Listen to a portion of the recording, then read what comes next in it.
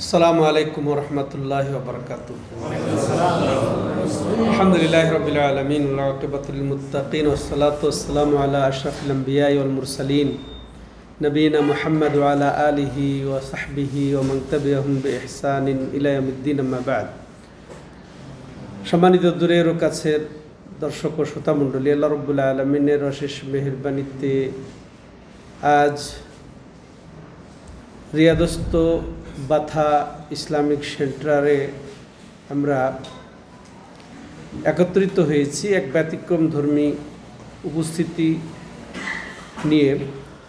আর সেটা হলো যে আমাদের নিয়মিত এখানে সাপ্তাহিক আয়োজন হয়ে থাকে প্রায় অনেক বছর থেকেই এই বাথার ফিলিপিনি মার্কেটে এর তাঁবুতে। তো আজকে আমরা তারিখ 4 নভেম্বর 2025 রোজ সোমবার এখানে আমরা একত্রিত হয়েছি। নতুন বিল্ডিং আমরা উদ্বোধন উপলক্ষেই বলা যায় মূলত। আজকে থেকে এখানে আমাদের নিয়মিত ক্লাস শুরু হবে। তো আপনারা যারা শুনবেন, তারা যারা বাথা বিশেষ করে আর যারা আশপাশে আছেন তারা এখানে নিয়মিত আসবেন। আপনাদেরকে জানাই আমরা আমন্ত্রণ। যারা উপস্থিত হয়েছেন তাদেরকে জানাই শুভেচ্ছা, স্বাগত, অভিনন্দন। তো আমরা এই অনুষ্ঠানে পেয়েছি আমাদের মাশাআল্লাহ দুইজন বিশিষ্ট মেহমান, যিনি আমার ডান পাশে বসা আছেন ফজিলতুল শেখ বুরহান বিন ইস্কেন্দার হাফিজাহুল্লাহ রাহ, নাসিম ইসলামিক সেন্টারের সম্মানিত দায়ী। আমার বাম পাশে আছেন সদ্য পিএইচডি ডিগ্রি অর্জনকারী আমাদের সবার প্রিয় হাফেজ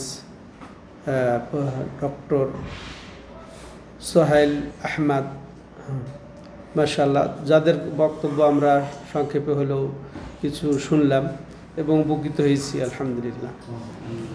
তো আমিও আর বেশি লম্বা না করে, এই যেহেতু এটা শিক্ষা নিবাস এবং শিক্ষার জন্যেই এটা, বা এখানে শিক্ষা গ্রহণ করা প্রবাসীরা যারা আছেন তাদের শিক্ষা কেন্দ্র বলা যায়, এটা পাঠশালা প্রতিষ্ঠান।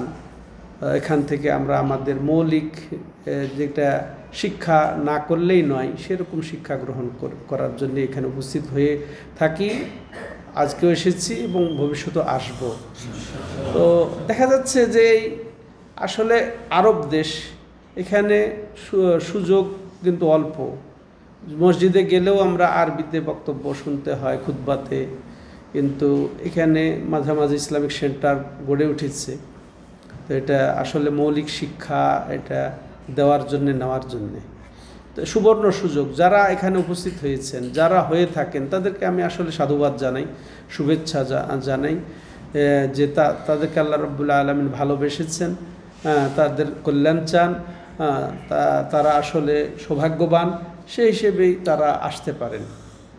তো ওই হিসেবে আমি বলবো মায়ুরিদিল্লাহু বি খায়রান ইউফাক্কিহু ফিদ্দিন। আল্লাহ রাসূল কি বলেছেন যে যার আল্লাহ ভালো চান, কল্যাণ চান, তাকেই আল্লাহ দ্বীনের বুঝ বা শিক্ষা গ্রহণের সুযোগ তৌফিক দান করে থাকেন। শেখ বিন বাজ এই হাদিসের ব্যাখ্যায় লিখেছেন যে এটা যেমন এই সুসংবাদ, যারা আমরা আসি শিক্ষা অর্জনের জন্যে, তো ঠিক এর বিপরীতে যারা আসে না, শিক্ষা অর্জন করে না, শিক্ষা গ্রহণ করে না, তাদের জন্য দুঃসংবাদও বাটে যে যাদের আল্লাহ কল্যাণ চান না, ভালো চান না, তাদেরকে আল্লাহ এই শিক্ষা অর্জনের সুযোগ দান করেন না, বঞ্চিতই রেখে দেন, নাউযুবিল্লাহ। তো এটা আমরা ভালো করে মনে রাখবো। তো আল্লাহ রাব্বুল আলামিন বলেছেন ফা'লাম আন্নাহু লা ইলাহা ইল্লাল্লাহ ওয়াস্তাগফির লিযামবিক ইলা আখিরিল আয়া, যে তার হাবিব, আরবি হাবিব মুহাম্মদ সাল্লাল্লাহু আলাইহি সাল্লামকে বলেছেন যে হে নবী, আপনি ইলম অর্জন করুন, একটা কথা। তারপরে লা ইলাহা ইল্লাল্লাহ, কিসের ইলম? লা ইলাহা ইল্লাল্লাহর ইলম। তো ফা'লাম দ্বারা আমরা এখানে ফরজ মেনে নিতে পারি, বা ফরজ হিসেবেই এটা আমাদেরকে নিতে হবে যে আমাদেরকে ইলম অর্জন করা এটা ফরজই বলেছেন আল্লাহ রাব্বুল আলামিন। সাধারণত আল্লাহর আদেশ ফরজ, হ্যাঁ, তো এটা ফরজ, ইলম অর্জন করাটা কি ফরজ। আবার কিসের ইলম অর্জন করতে বলেছেন আল্লাহ রাব্বুল আলামিন তার রাসূলকে? লা ইলাহা ইল্লাল্লাহর ইলম। লা ইলাহা ইল্লাল্লাহ মানে কি? তাওহীদের ইলম। হ্যাঁ, তাওহীদের ইলম অর্জন করতে বলেছেন। এটাও আমরা তাহলে জানতে পারলাম, কারণ লা ইলাহা ইল্লাল্লাহ হচ্ছে কালিমাতুত তাওহীদ, হ্যাঁ, কালিমাতুল ইসলাম, কালিমাতুল ইখলাস, হ্যাঁ, কালিমাতুত তাকওয়া, ঈমান, ঈমানের কালেমা। এটা জান্নাতের চাবি, তাই না? সবচেয়ে ভারী আকাশমণ্ডলী এবং জমিন এতদুভয়ে যা আছে সব এক পাল্লায়, আর লা ইলাহা ইল্লাল্লাহ এক পাল্লায় ভারী যদি দেওয়া হয় কোনটা ভারী হবে? মুসা আলাইহিস সালামের হাদিস। হ্যাঁ, মুসা আলাইহিস সালাম চেয়েছিলেন এমনটি, আমি বিস্তারিত দিকে যাচ্ছি না। তো সেই হিসেবে এই লা ইলাহা ইল্লাল্লাহর ইলম অর্জন করা ফরজে আইন, তাই না? এটা ফরজে আইন, আর এইটা অর্জন করলেই মাশাআল্লাহ আমরা সব মৌলিক যেটা আমাদের শিক্ষা সেটা আমরা অর্জন করতে পারলাম। তাহলে যেটা রাসূলুল্লাহ সাল্লাল্লাহু আলাইহি ওয়াসাল্লাম বলেছেন, তালাবুল ইলমি ফারিদাতুন আলা কুল্লি মুসলিম, প্রত্যেক মুসলিম নরনারীর জন্য, মুসলিমের জন্যেই ইলম অর্জন করা ফরজ। হ্যাঁ, আর আল্লাহ বলছেন ফাআলাম, আল্লাহ বলছেন ইকরা, ইকরা বিসমি রাব্বিকাল্লাযী খালাক, যে আল্লাহ ইকরা বলেছেন, এখানেও আদেশ যে পড়ো, পড়লে কি হয়? ইলম অর্জন হয়। তাহলে এখানেও আদেশই দিয়েছেন আল্লাহ রাব্বুল আলামিন। তাহলে ইলম অর্জন করার বিকল্প নেই, আমাদেরকে অবশ্যই ইলম অর্জন করতে হবে ফরজ ভিত্তিতে। তাহলে এখানে বলা যায় আমাদের প্রথম ফরজই হচ্ছে ইলম অর্জন করা। হ্যাঁ, প্রথম ওয়াহি আল্লাহ রাব্বুল আলামিন যেহেতু নাজিল করেছেন ইকরা দিয়ে, ইলমের জন্য আদেশ, ইলম অর্জনের আদেশ, পড়ার মাধ্যমে। তার আর রাসূল সাল্লাল্লাহু আলাইহি ওয়াসাল্লামকে বলেছেন ফাআলাম আন্নাহু লা ইলাহা ইল্লাল্লাহ, লা ইলাহা ইল্লাল্লাহ ইলম অর্জন করো। তাহলে এর থেকে আমরা এটাই বুঝবো যে আমাদের প্রত্যেকের জন্য ইলম অর্জন করা ফরজ। আর ইলম যদি অর্জন না করি তাহলে আমরা আমল করব কিভাবে, আর দাওয়াত দেব কিভাবে? তাহলে আমলও করতে পারবো না, আমরা দাওয়াতও দিতে পারবো না। তাহলে এই ইলম, আর কিসের ইলম অর্জন করব? তাওহীদের ইলম অর্জন করতে হবে, আকীদাতুত তাওহীদের ইলম অর্জন করতে হবে। তাইলে আমাদের জন্য নিরাপদ। লা ইলাহা ইল্লাল্লাহ এর মধ্যে ইলম অর্জনের কি আছে? আমরা মক্তব থেকে লা ইলাহা ইল্লাল্লাহ কালেমা শিখে আসছি, মুখস্থ করে আসছি, জপি, অনেকে লা ইলাহা ইল্লাল্লাহ হু হু করে ও জিকির করি। তো এখানে আবার শেখার কি আছে? অবশ্যই শেখার আছে। হ্যাঁ, তো এখানে অবশ্য লা ইলাহা ইল্লাল্লাহর দুইটা পাঠ, এটার সম্পর্কে আমাদের ইলম অর্জন করতে হবে। লা ইলাহা ইল্লাল্লাহর সঠিক ইলম যদি আমরা বলি লা ইলাহা ইল্লাল্লাহর অর্থ কি, আমরা বলবো যে আল্লাহ ছাড়া কোনো মাবুদ নেই। আল্লাহ ছাড়া কোনো মাবুদ নাই যদি বলি তাহলে কিন্তু এটার অর্থ সঠিক হলো না, কারণ এটা বাস্তবতা বিরোধী অর্থ হলো। বাস্তব দাবি করছে বা বাস্তব প্রমাণ করছে যে আকাশের নিচে জমিনের উপরে অপ্রত্যাশিতভাবে বহু বাতিল মাবুদ নিয়ে এই দুনিয়া টিকে আছে, তাই না? অমুসলিমদের মাবুদের তো অভাব নেই, এছাড়া মুসলিম নামে যারা চলছে তাদেরও মাবুদের অভাব নেই। মাবুদ মানে যার ইবাদত করা হয়, তাই না? উপাস্য। তো উপাসক, তো এই অর্থাৎ কবর, মাজার, দরগা, যে দরগায় গিয়ে প্রার্থনা করা হয়, আশা করা হয়, ভরসা করা হয়, চাওয়া হয়, তাকে ডাকা হয়, ফরিয়াদ করা হয়, তার জন্য জবাই করা হয়, তারপরে তার কাছে আশ্রয় নেওয়া হয়, তাকে মহাব্বত করা হয়, তাকে সম্মান করা হয়, তাই না? সব এগুলা কিন্তু ইবাদতের অন্তর্ভুক্ত।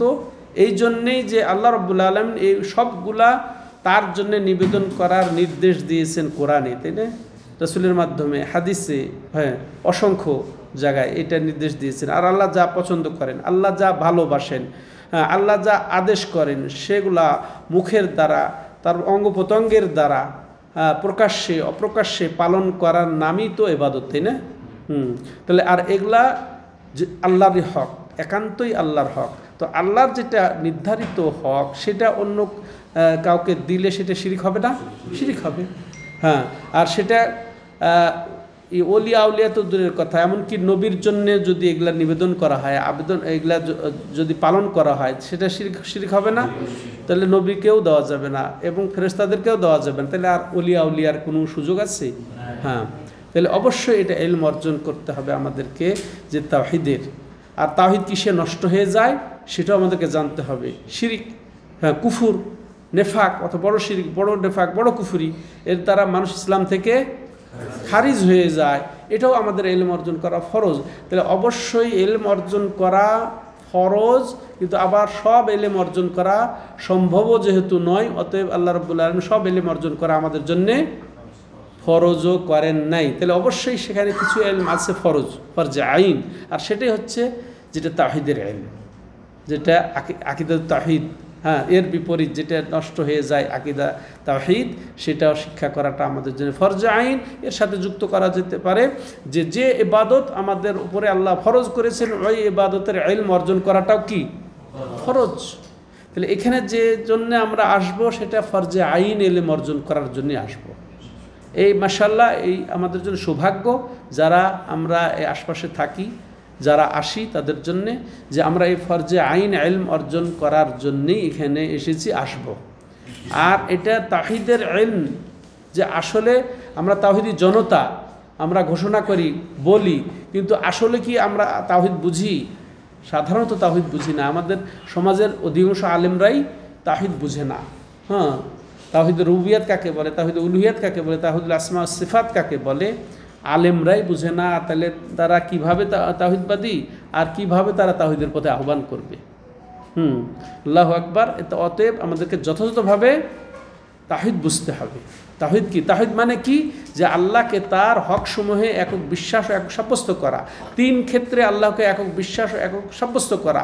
3 ক্ষেত্র বলতে আল্লাহর কর্মসমূহে আল্লাহকে একক বিশ্বাস, একক সাব্যস্ত করা, অর্থাৎ সৃষ্টিতে, অর্থাৎ কর্তৃত্বে, অর্থাৎ মালিকানায়, অর্থাৎ নিয়ন্ত্রণে, অর্থাৎ রিজিক দানে, এই সব বিষয়ে তিনি একক, এটা বিশ্বাসও করতে হবে, সাব্যস্ত বাস্তব প্রয়োগও করতে হবে। বিশ্বাস করি যে আল্লাহ রিজিক দাতা, আর দরগায় গিয়ে আমি সন্তান চাইলাম, তাহলে এটা বাস্তবায়ন হলো না, এটা সাব্যস্ত হলো না। বিশ্বাস করেছি আমি যে আল্লাহ রিজিক দিবেন, আল্লাহ সন্তান দেবেন, আল্লাহ সুস্বাস্থ্য দান করবেন, আল্লাহ বিপদ আপদ মুক্ত করবেন, কিন্তু আমি বাস্তবে কবরে মাজারে গিয়ে ওলির কাছে এগুলা চাচ্ছি, শেষ। হ্যাঁ, তাহলে আল্লাহর কর্মে আল্লাহকে একক বিশ্বাসও করতে হবে, সাব্যস্ত করতে হবে। অতএব আল্লাহ যেহেতু একক স্রষ্টা, একক মালিক, একক কর্তৃত্বকারী, একক নিয়ন্ত্রক, একক রিজিক দানকারী, অতএব একমাত্র ইবাদতও হবে তার জন্যই। হ্যাঁ, কোন ইবাদতে? ওই যে বলছিলাম মুখের ইবাদত আছে, যেমন মুখের ইবাদত কি? লা ইলাহা ইল্লাল্লাহ মুহাম্মাদুর রাসূলুল্লাহ, তাই না? তারপর সৎ কাজের আদেশ, অসৎ কাজের নিষেধ, ইবাদত, দোয়া ইবাদত, জিকির ইবাদত, সব মুখের ইবাদত।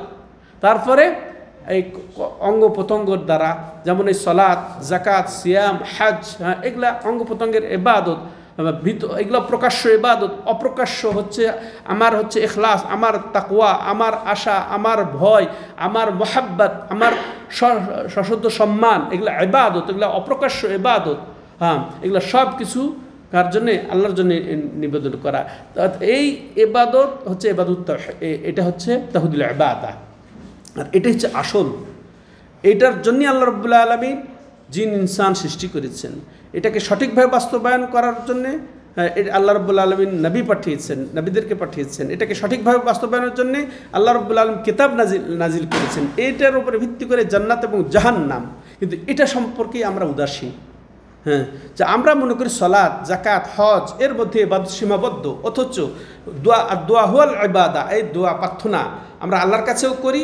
আবার এক শ্রেণীর লোক মাজারে দরগায় গিয়ে সেখানে প্রার্থনা করে না, তার কাছে চায় না, তার কাছে আশা করে না, তাকে ডাকে না, তার উপরে ভরসা করে না, হ্যাঁ, তার জন্য জবাই করে না। তো এগুলা হচ্ছে তাহলে এটা না বোঝার কারণে। এটা তাওহীদ ইবাদা, এগুলো ইবাদত, দোয়া হুয়াল ইবাদা, সাহায্য চাওয়া ইবাদত। ইয়াকা না'বুদু ওয়া ইয়াকা নাস্তাঈন, মুখে প্রতি রাকাতে সালাতে বলছি ইয়াকা না'বুদু ওয়া ইয়াকা নাস্তাঈন, আর আমি এই লোকটা যে আবার মাজারের দরগায় ভাবে চাই, আমি এখানে আল্লাহকে বললাম তোমারই সাহায্য চাই, আর কারো সাহায্য চাই না। তাহলে এই তাওহীদ ইবাদত। তাহলে তাওহীদ বলছিলাম যে আল্লাহকে তার হকসমূহে বা 3টি ক্ষেত্রে একক বিশ্বাস ও একক সাব্যস্ত করা। প্রথম বললাম আল্লাহকে আল্লাহর কর্মসমূহে একক বিশ্বাস ও একক সাব্যস্ত করা। হ্যাঁ, যেটা বললাম সৃষ্টি ইয়েতে।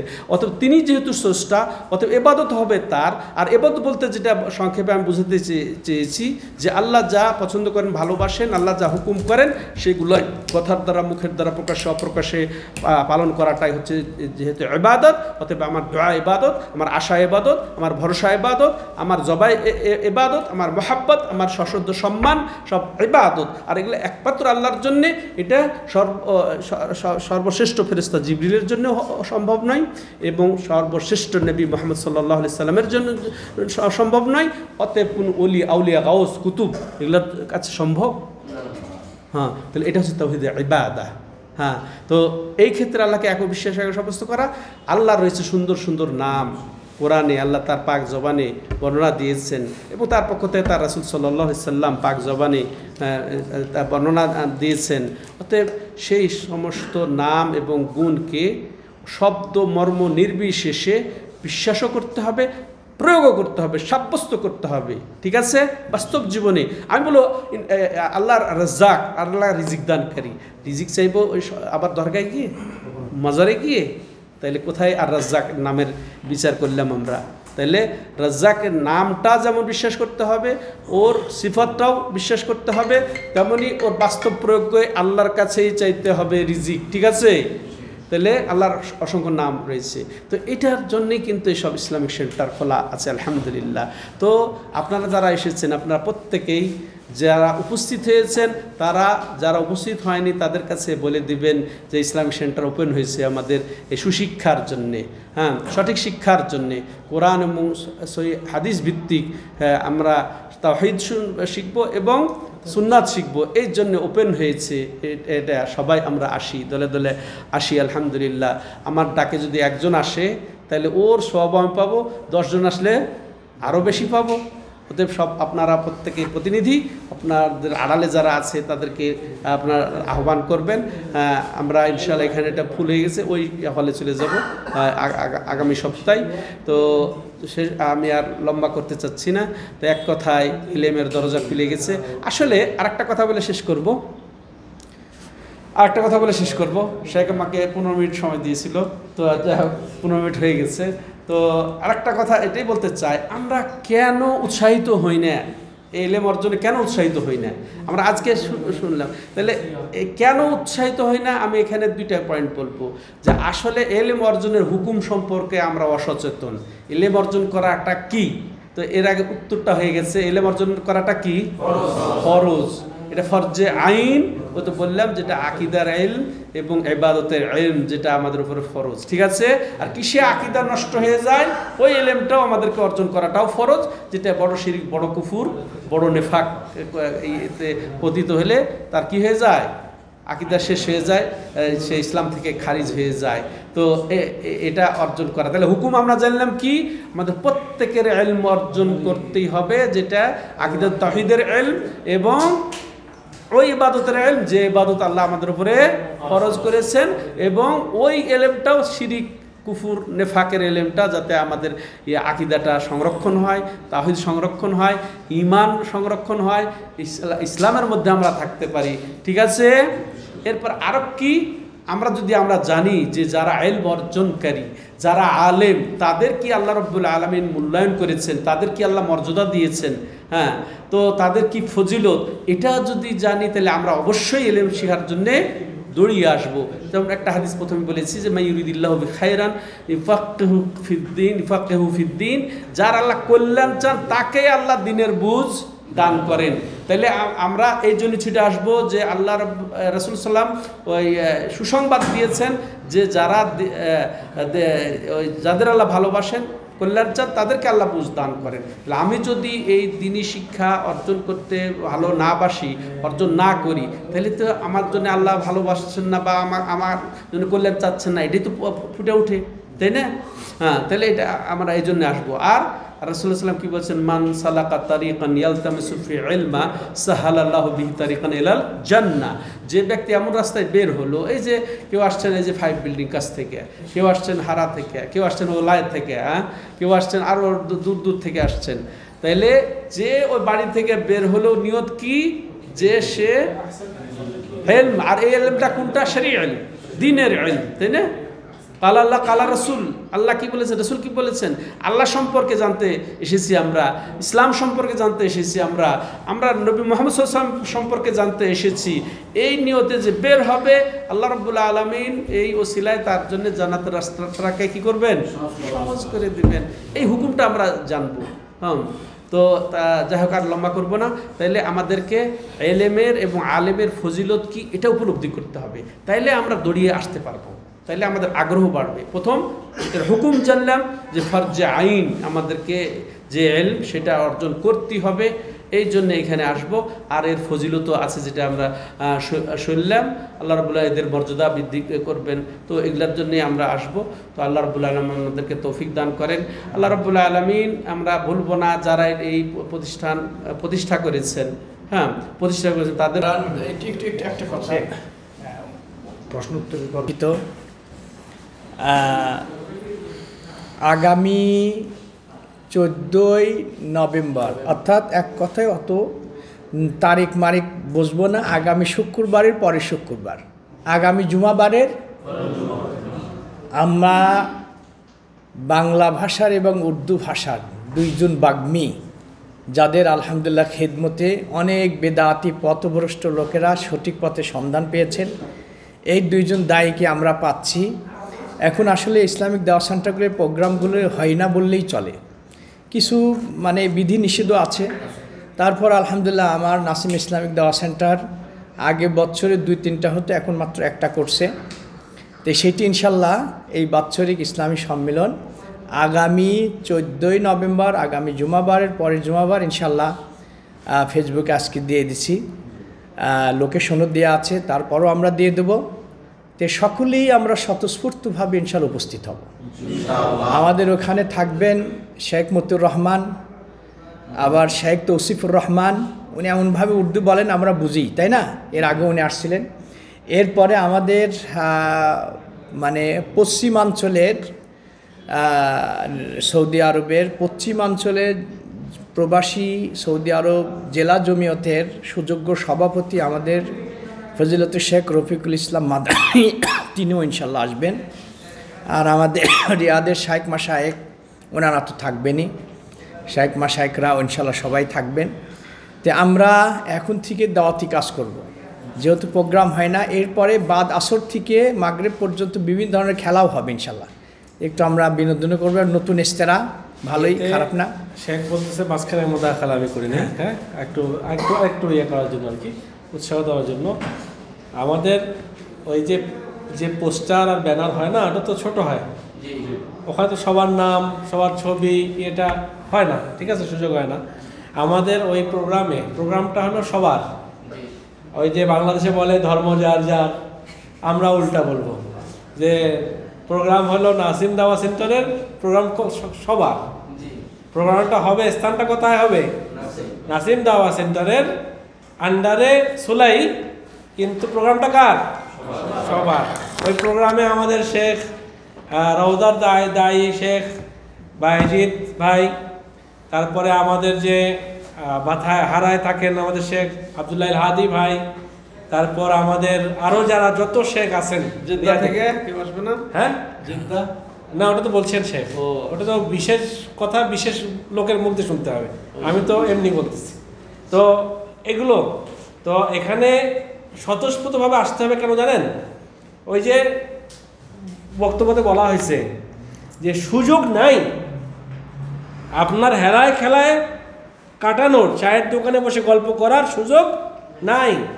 আপনার ফজর থেকে পরের দিন ফজর পর্যন্ত প্রত্যেকটা সময় আপনার কি হবে, হিসাব দিতে হবে। আনমর হিফিমা আফনা, আপনি আপনার জীবন কিভাবে ব্যয় করছেন, ওয়ান শাবাবি হিফিমা আবলা, আপনি আপনার যৌবনকাল কি পথে ব্যয় করছেন, সবগুলো হিসাব দিতে হবে।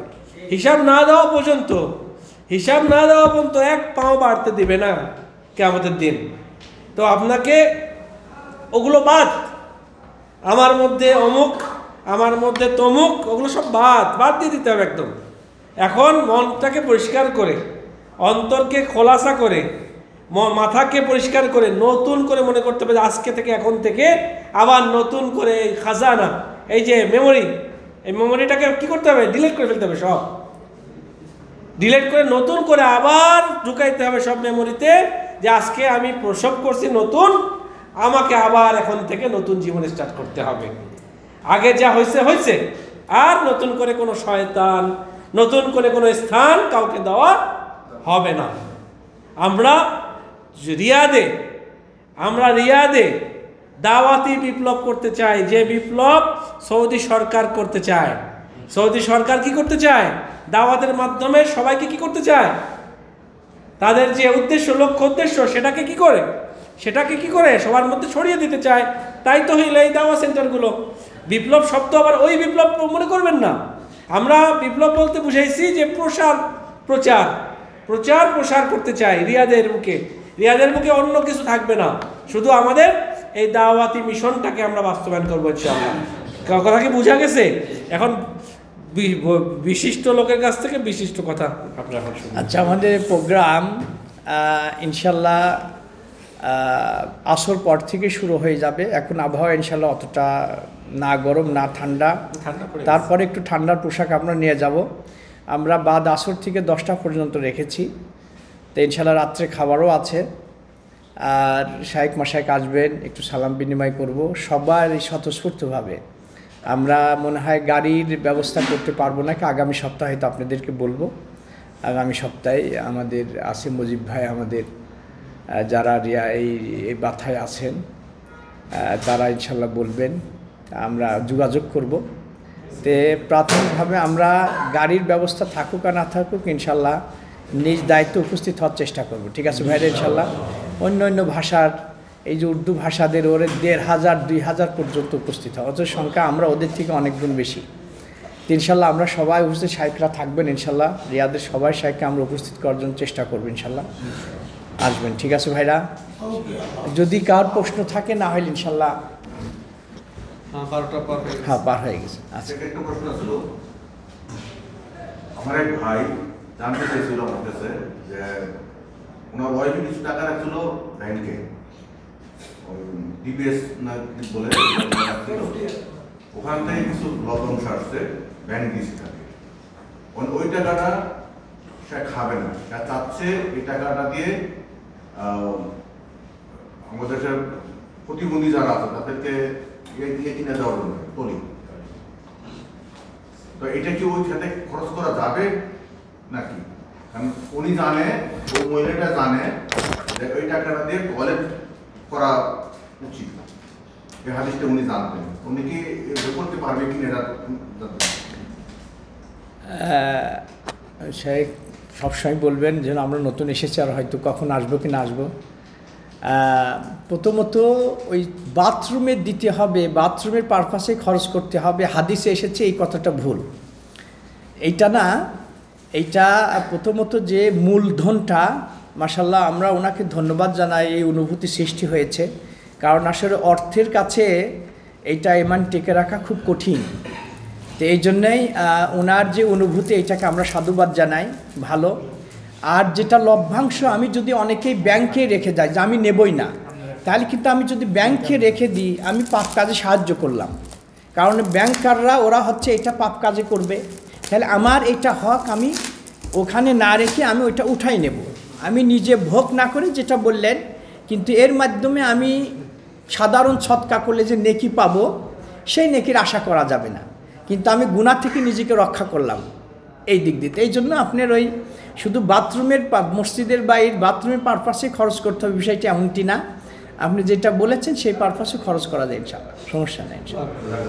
ঠিক আছে, পার হয়ে গেছে। ঠিক আছে, সুবহানাকাল্লাহুম্মা। তিনজন তিনটা প্রশ্ন করেন। হ্যাঁ হ্যাঁ, শেখ সাহেব প্রশ্ন করেন। আচ্ছা, আমার প্রশ্ন আচ্ছা, আমি যে আলোচনাটা করলাম, যেই সাহাবী, আমরা অনেকেই জানবো, নাম বলবো না, যেই সাহাবী জান্নাতের জন্য পাগল পাড়া ছিলেন, সব কিছু বিসর্জন দিয়ে দিলেন, ধন সম্পদ যা ছিল, তো এই সাহাবীর নাম কি? নাম বলবেন না? হ্যাঁ, সে এখতিয়ার করে। যারা নতুন আসছেন তারা হয়তো জানেন না নিয়মটা, হাত উঠানো। যাকে বলতে বলা হবে যদি বলে সঠিক উত্তর দিলে তিনি পুরস্কৃত হন। হ্যাঁ, তো ঠিক আছে, হাত উঠান, আবার হাত উঠান। এই কেউ নুস হাত উঠাইছেন আচ্ছা, কেন? আপনি হাত উঠান। হ্যাঁ, সাহাবীদের নাম বলবো নাকি? হ্যাঁ, সাহাবী, যে সাহাবী যেটা অবদান প্রশ্ন করা আছে ওটা আলোচনা করছে, আলোচনার মধ্যে বলছে। এটা আবার বলা যাবে প্রশ্ন। প্রশ্নটা আমি যে ওই যে ভালো কাজে প্রতিযোগিতা করার ওই যে খেজুরের সব কিছু দিয়ে উনি সব বিক্রি করে খেজুর গাছটা কিনে এতিমকে দিল, তো ওই সাহাবীটার নাম কি? আর কোন? সাহাবীদের নাম ওসমান রাদিয়াল্লাহু তাআলা। হ্যাঁ, যারা জানেন যারা সঠিক এই উত্তর- ভাই, আপনার নাম কি? শাহাদত ভাই। হ্যাঁ, বলুন তো দেখি। আবু দাহদা রাদিয়াল্লাহু তাআলা। হ্যাঁ, লেন, আসুন, ধন্যবাদ। আসুন, ধন্যবাদ। শেখ করুন, শেখ করুন। একটা আচ্ছা, আমাদেরকে প্রথমে ইলম অর্জন করতে হবে। আবু দাহদা, আবু দাহদা। আবু দারদা আলাদা, অন্য। কিসের ইলম অর্জন করতে হবে আমাদের? না, যে মুখে বললেন কেন? হ্যাঁ, তো আমাদের আচ্ছা আবার একটু ধরন পাল্টে দিই। ইলম অর্জন করা কি একটু ব্যাখ্যা করে বুঝিয়ে দিবেন, যেটা উত্তর দিবেন সেটা ব্যাখ্যা করে বুঝিয়ে দিবেন। ইলম অর্জন করা কি এবং হ্যাঁ, যে পেয়েছেন সে হাত উঠাবেন না, নতুন। ওই ভাই তুলছিল একবার, আবার শুনুন। আচ্ছা আবার পুরস্কার আপনি দিয়াই হবে ইনশাআল্লাহ, যতক্ষণ আপনি পারবেন ইনশাআল্লাহ। প্রথমে বলি তলাবুল ইলমি ফারিজাতুন আলা কুল্লি মুসলিম। হ্যাঁ, দিনী ইলম শিক্ষা করা প্রত্যেক মুসলমানের ফরজ। আলোচনার আলোকে আপনি জবাব দেন, কোন ইলম অর্জন করা ফরজ? আমাদেরকে কোরআন পুরা কোরআনেরটা একেবারে ইলম, তাই না? জি। কোরআন কি পুরা মানুষ ইলম অর্জন করতে পারে? কোরআনের না, সম্ভব? আমাদেরকে হাদিসের ইলম, কোরআন হাদিসের ইলম, তো পুরা কোরআনের ইলম কয়জন অর্জন করে? ওই বলতেছে। ওটাই আপনি বুঝিয়ে দিবেন। আমাদেরকে তাওহীদের ইলম অর্জন করতে হবে, হুম, যেটা ফরজে আইন, হুম, ওইগুলো অর্জন করতে হবে। আমাদের ব্যক্তিগত জীবনে যেগুলা লাজিম, ওইগুলো অর্জন করতে হবে। ব্যক্তিগত আচ্ছা ফরজ ঠিক আছে, ধন্যবাদ। হ্যাঁ, তাওহীদের ইলম, তাওহীদ কিসে নষ্ট হয়েছে সেটাও সাথে, আর ওই ইবাদতের ইলম যে ইবাদতগুলো আপনি নিয়ে যান, পুরস্কার নেন। পুরস্কার নিয়ে যান, পুরস্কার নিয়ে যান। মাশাআল্লাহ। এবার একটা সই, সই, সই। কি প্রশ্ন করলে পারবেন না? আপনারা সব পারতেছেন মাশাআল্লাহ। শেষে বলা হলো যে 5টা প্রশ্ন উত্তর না দিলে তো কিয়ামতের দিন এক পাও কেউ বাড়াতে পারবে না। লা তাযালু কদামা ইবনি আদম হাত্তা ইয়াসআলা আন খামসিন, এটা হাদিস আছে, তিরমিজি শরীফের হাদিস। তো 2টা বলা হয়েছে, 2টা বলা হয়েছে কি কি উত্তর না দিলে 1 পাও বাড়াতে পারবেন না কিয়ামতের দিন কেউ। এটা কিছুক্ষণ আগে বলা হয়েছে, আরো সহজ করে দিলাম। এই যে একবার পেয়েছেন সে গিফট লাগবে না, তাও আপনি হাত উঠাবেন না, না দরকার নাই। এই ভাই হাত তুলছে, এই ভাই হাত তুলছে। হ্যাঁ, যৌবন কিভাবে কাটিয়েছি এবং আপনার যৌবনের আর ধন সম্পদ কিভাবে, বয়স। জি বয়স, ওটা তো বলি নাই, ধন সম্পদের কথা আছে কিন্তু বলি নাই। জি আমি বলছি 2টা, একটা হলো বয়স আন উমরিহি, আর একটা হলো আন শাবাবি। মানে দুইটা হয়ে গেছে। 2টা হয়েছে, মানে না করার কোনো সুযোগ নাই। ঠিক আছে, ফতল। আমার আছে এটা ঘুরে দাঁড়ান, মাশাআল্লাহ, সেটা জরিমানা দিতে গেছে। মাশাআল্লাহ, আহসান আহসান। এই ব্যক্তি ক্লাস